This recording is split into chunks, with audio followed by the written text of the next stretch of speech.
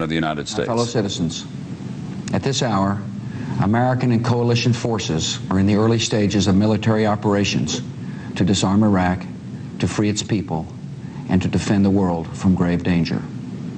On my orders, coalition forces have begun striking selected targets of military importance to undermine Saddam Hussein's ability to wage war. These are opening stages of what will be a broad and concerted campaign. More than 35 countries are giving crucial support, from the use of naval and air bases to help with intelligence and logistics to the deployment of combat units.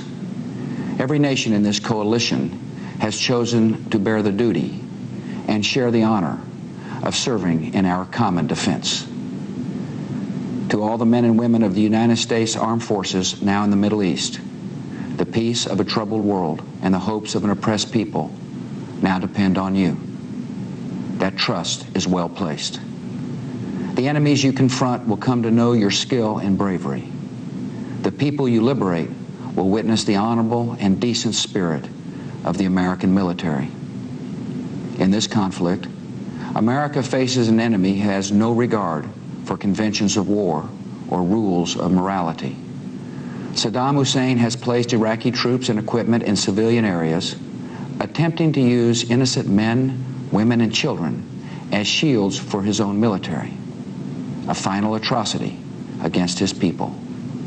I want Americans and all the world to know that coalition forces will make every effort to spare innocent civilians from harm. A campaign on the harsh terrain of a nation as large as California could be longer and more difficult than some predict.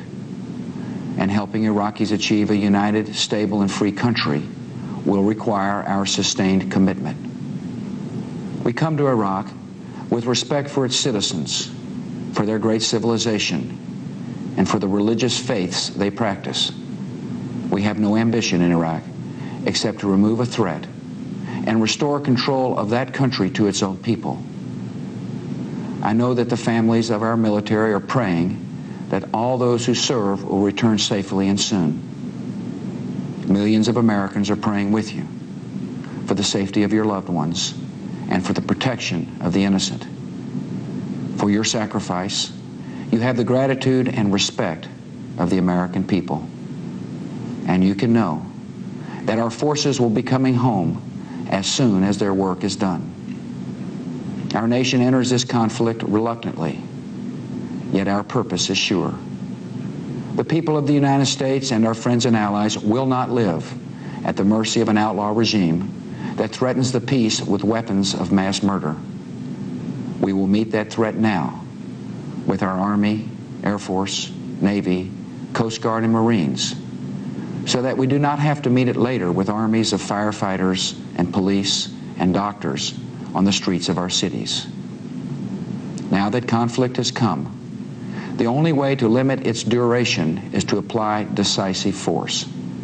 And I assure you, this will not be a campaign of half measures, and we will accept no outcome but victory. My fellow citizens, the dangers to our country and the world will be overcome. We will pass through this time of peril and carry on the work of peace. We will defend our freedom. We will bring freedom to others, and we will prevail. May God bless our country and all who defend her. President George